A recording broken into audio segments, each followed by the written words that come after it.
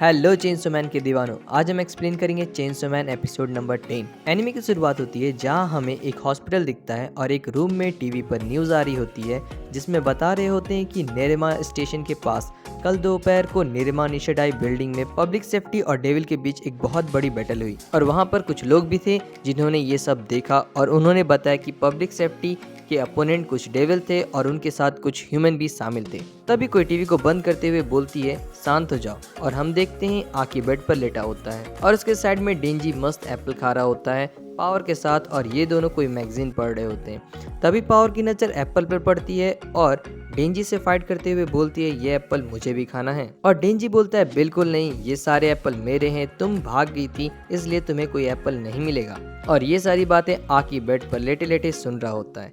उस पर पावर बोलती है वो भागी नहीं थी, उसे भूख लग गई थी इसीलिए वो घर चली गई थी।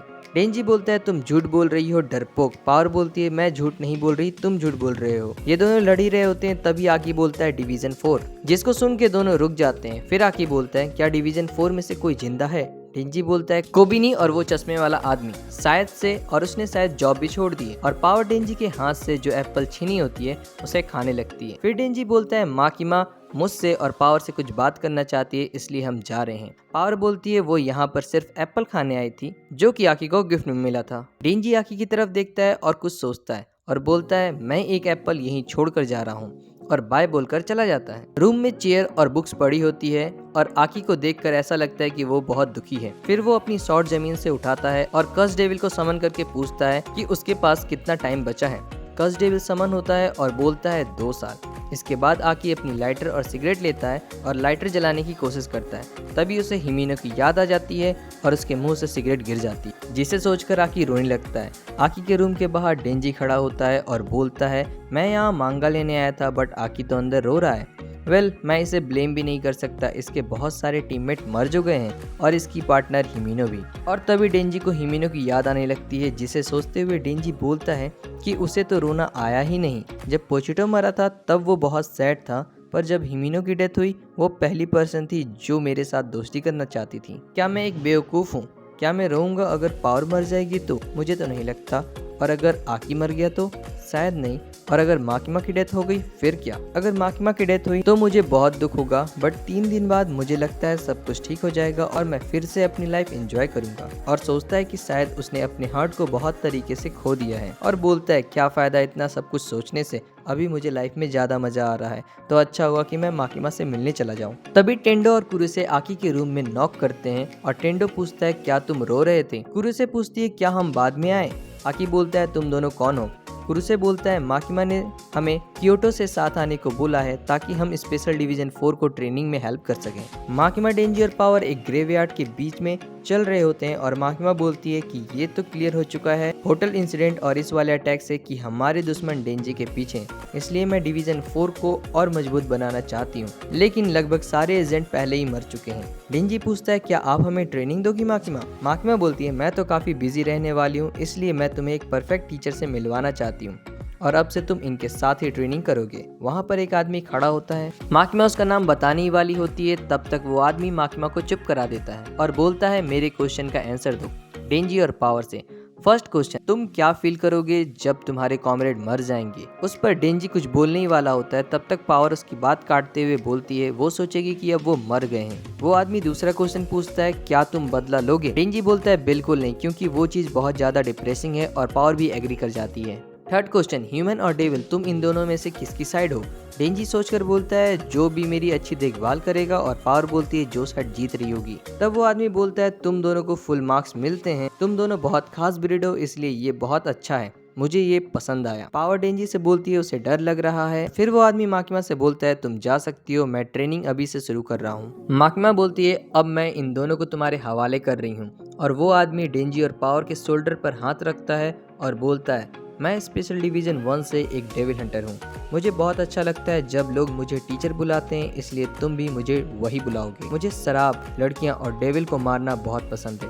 और डेंजी और पावर के गर्दन को पकड़कर उठा लेता है और जोर से उन्हें दबाने लगता है पावर और डेंजी दोनों जमीन पर गिर जाते हैं। फिर वो आदमी बोलता है तुम दोनों बायोलॉजिकली हमारी तरह ही हो। गर्दन टूटने का मतलब तुम दोनों हिल नहीं सकते। पावर बोलती है उसे ब्लड की स्मेल आ रही है। वो आदमी बोलता है ये लो ब्लड पियो और ठीक हो जाओ। डेंजी पूछता है ये सब क्या था। वो आदमी बोलता है मार्कमैन ने बोला है कि दोनों को मैं ट्रेन करूं। मुझे नहीं पता क्यों, बट गन डेविल तुम्हारे हार्ट के पीछे है और तुम वो नालायक हो जो किसी भी प्रॉब्लम में पिट जाते हो। उस पर पावर बोलती है तो तुमने मेरा गला क्यों दबाया। वो आदमी बोलता है उसने ह्यूमन को ट्रेन किया है, बट डेविल को ट्रेन करना उसके लिए न्यू होगा। मैं कब से अपनी ड्रिंक पीकर सोच रहा हूँ कि तुम्हें कैसे ट्रेन करूँ। तब मेरे शराबी दिमाग में एक आइडिया आया, मैं यहाँ पर सबसे बेस्ट डेविल हंटर हूँ और अगर कोई भी डेविल मुझे हरा देता है तो वो स्ट्रॉन्गेस्ट डेविल होगा।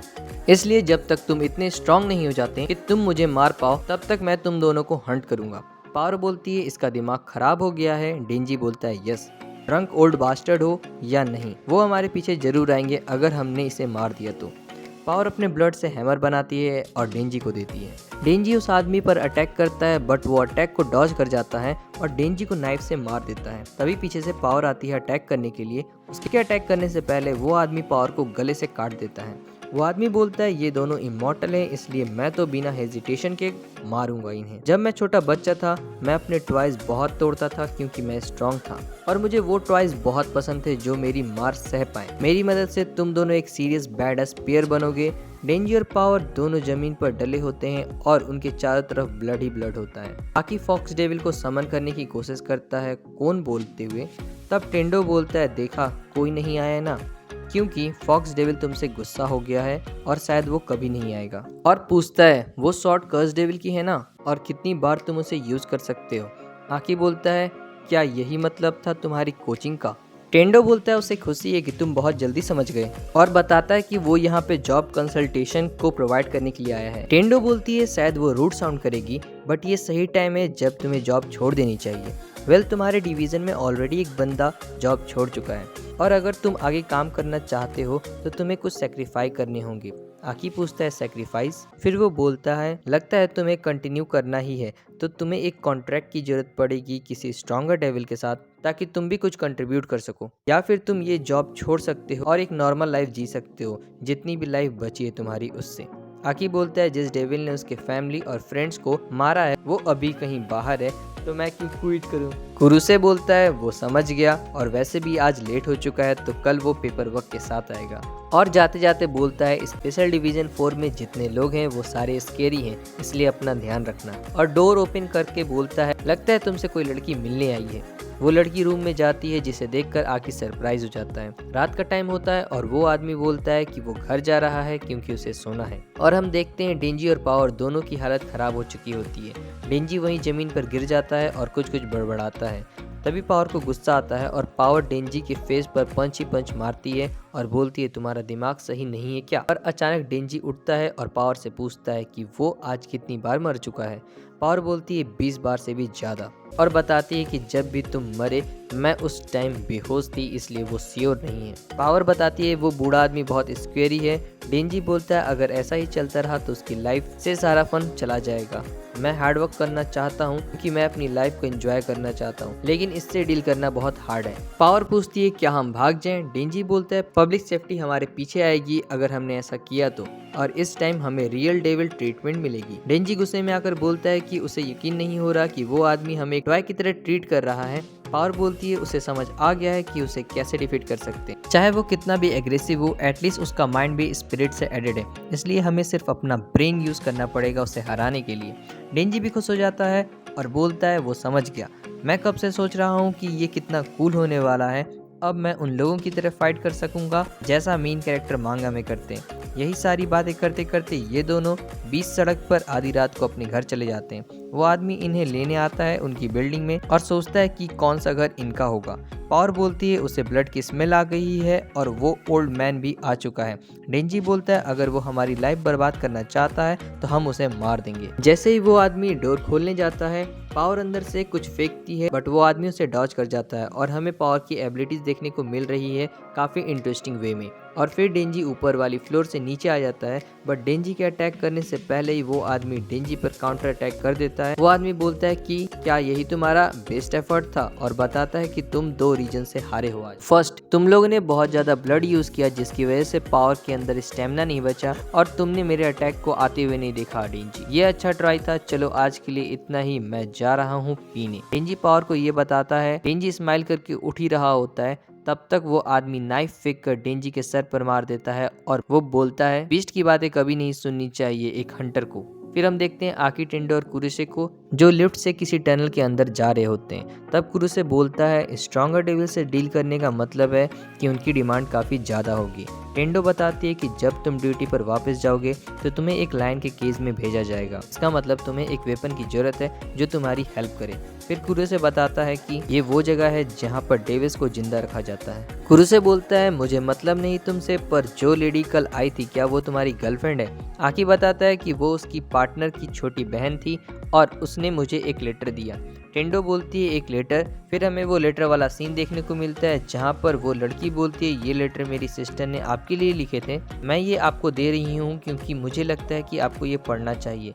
आकी वो सारे लेटर पढ़ता है और फिर वो सीन खत्म हो जाता है। फिर कुरुसे आकी से बोलता है कि तुम इस रूम में जाओ, इस रूम में एक डेविल है जिसके साथ तुम्हें कॉन्ट्रैक्ट साइन करना है। ये एक फ्यूचर डेविल है। पब्लिक सेफ्टी में ऑलरेडी 2 लोगों ने इस डेविल के साथ कॉन्ट्रैक्ट साइन कर रखा है। एक ने अपनी हाफ लाइफ दी है और दूसरे ने अपनी दोनों आईज और साथ में sense of taste and smell भी। टेंडो कोड डालकर दरवाजा खोलती है, आकी अंदर जाता है और दरवाजा बंद हो जाता है। आकी को डार्कनेस में एक आई दिखाई देती है और एपिसोड यहीं खत्म हो जाता है। अगर वीडियो अच्छी लगी तो वीडियो को लाइक और चैनल को सब्सक्राइब करना ना भूलें। Thank you so much for watching.